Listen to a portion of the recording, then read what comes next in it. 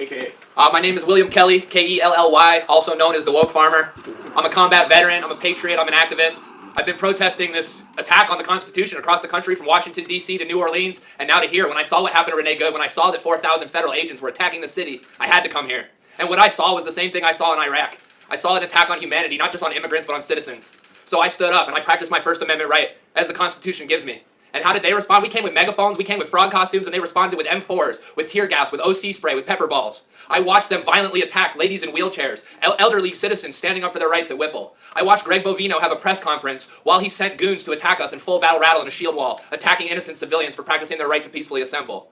And then one day they targeted me. They called me out and told me if I don't get out of the street that they're going to arrest me. So I made a little joke and I got out of the street. Despite 100 other people being in the street that day, they sent out 50 agents. And they chased me down the street, and I ran because I know my First Amendment right. I know they had no right to arrest me. They should have called the police. I was in a public Minnesota street. So I ran, and then once I realized that there were still 3 agents behind me and I was no longer in the sight of the cameras, I jumped into a woman's minivan out of fear because I know what these agents do. I know how evil they are. And what did they do just a week after Renee Good was murdered? They ran up and put a pistol in this woman's face, in this soccer mom's face. They put a pistol in her face. So I immediately jumped out of the van because I was afraid for her life and I peacefully surrendered. But what they did is they threw me on the ground, they shoved my face in the pavement, and they put a knee on the back of my neck, which is a felony in the state of Minnesota.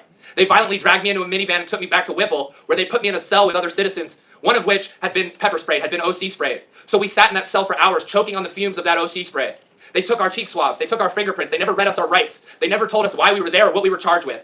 After several hours, I was released with a little citation, a piece of paper, but they never charged me. They never charged me with a crime, but they stole away my rights. So we're going to immigrant and citizen alike because we believe in the Constitution, because we believe in humanity. Stand up now, Americans, before it's too late, because every day it gets worse. Every day Donald Trump steals our rights away. All power to the people.